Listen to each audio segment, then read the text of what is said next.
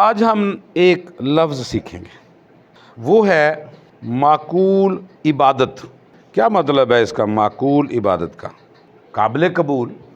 यूनानी ज़ुबान का जो लफ्ज़ है उसका जो तर्जमा बाइबल मुक़द्दस में दिया गया है फुट नोट में, वह है रूहानी।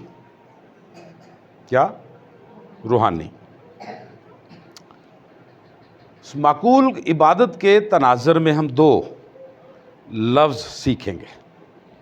एक है लतेरिया, जिससे लफ्ज़ लिटर्जी निकला है।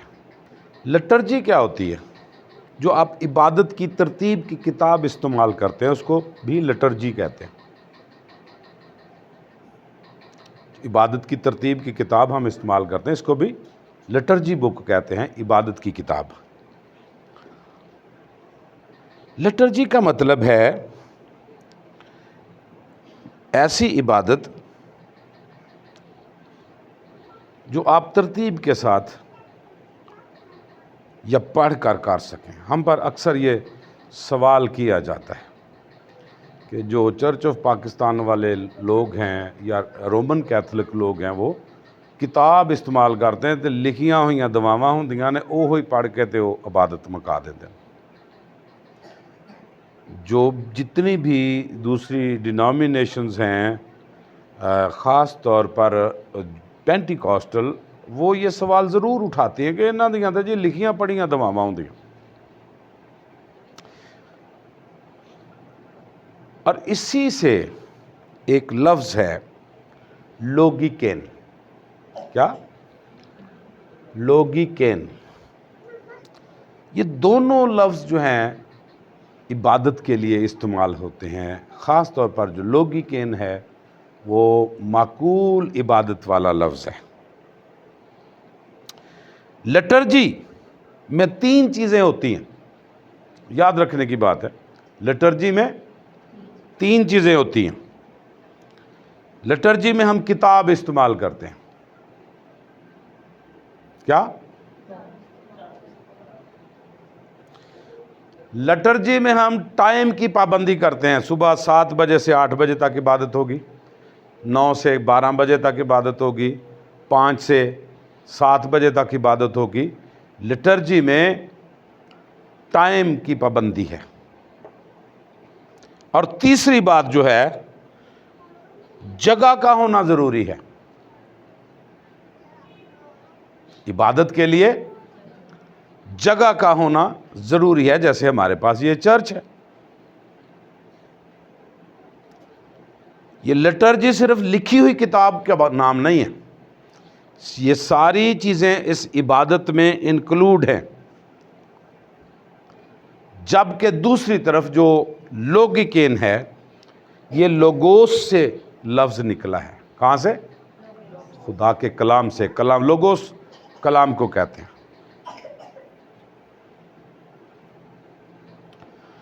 जो यीशु मसीह की पैरवी करता है वो लोगिकेन है। जो लोगिकेन है, जो किसकी पैरवी करता है? यीशु मसीह की पैरवी करता है, वो लोगिकेन है। इसमें लेटेरिया की तीनों चीज़ें ना हो, यानी जो लोगिकेन है, जो माकूल इबादत करने वाला है, उसके लिए ज़रूरी नहीं है कि वो जगह का पाबंद हो। उसके लिए ज़रूरी नहीं है कि वो किताब का या किसी तरतीब का पाबंद हो, तरतीब की किताब का ख़ास तौर पर। उसके लिए ज़रूरी नहीं है कि वो किसी भी टाइम की पाबंदी करे। बल्कि लोगिकेन जो है वो खुद बाइबल है। लोगिकेन चलती फिरती बाइबल है। इसका किरदार, जो कुछ वो काम करता है, जिसको लोग ऑब्जर्व करते हैं, जिसको लोग देखते हैं, वो देखकर ये जाने कि ये मसीही है। उसकी गुफ्तार, उसका बोलना चालना ऐसा हो कि दिल मोह लेने वाला हो और लोगों के लिए बाइस से बरकत हो। बहुत सारे लोगों को मैंने देखा है कि वो बात बात पर गाली देते हैं, गाली देने का जवाब भी ना बनता हो तो भी वो गाली देनी जरूर है। वो खुशी में, हंसी में, मजाक में वो गाली जरूर देनी है।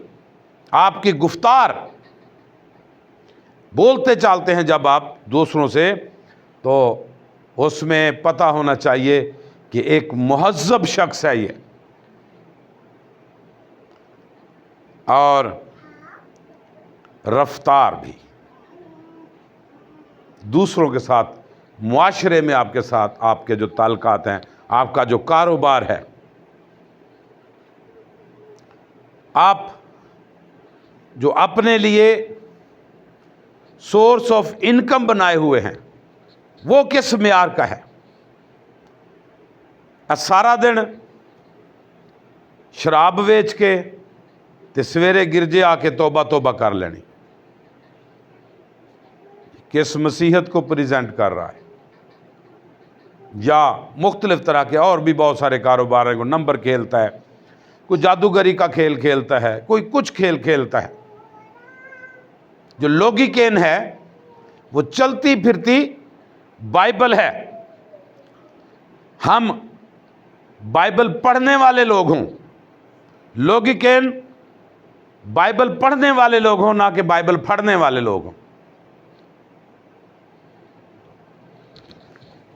आओ भैन जी दुआ करिए।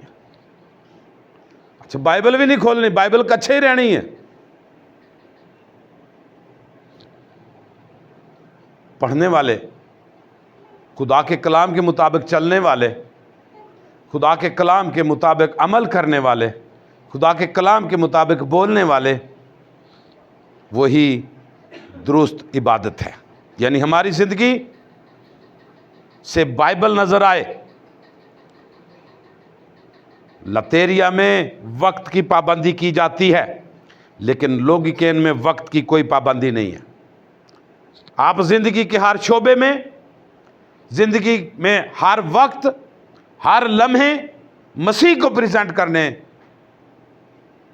के मजाज है। कलाम में लिखा है कि शरीयत की ये किताब तेरे मुंह से ना हटे। माकूल इबादत के लिए जगह का कोई कंसेप्ट नहीं है। आप किसी भी जगह पर यह प्रेजेंट कर सकते हैं। हर जगह आपको यह दावत देती है कि आप खुदावंद यीशु मसीह को प्रेजेंट करें, उसकी गवाही दें।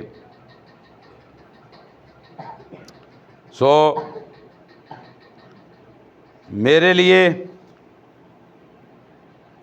और आपके लिए आज ये सोचने का मकाम है। हम मसीह के खून से खरीदे हुए लोग हैं। मसीह ने हमें कीमत देकर खरीदा है, और मसीह की मोहब्बत का ये तकाजा है कि हम लॉजिकेन हों, माकूल इबादत करने वाले हों। पौलुस के खौफ से नहीं, जो हमें ये कहता है, इल्तमास करता है कि ऐ भाइयों, मैं खुदा की रहमतें याद दिला दिला कर तुमसे इल्तमास करता हूं कि अपने बदन ऐसी कुर्बानी होने के लिए नज़र करो जो जिंदा और पाक और खुदा को पसंदीदा हो। यही तुम्हारी माकूल इबादत है। पौलुस के खौफ से नहीं, बल्कि खुदावंद यीशु मसीह की मोहब्बत में हमें इस तरह का तर्ज़ ज़िंदगी अपनाना है कि हम चलती फिरती बाइबल नज़र आए। इस इबादत में तीन चीज़ें, जिंदा हो, पाक हो और बेऐब हो। और जिंदा और पाक और बेऐब चीज़ें ही खुदा पसंद करता है।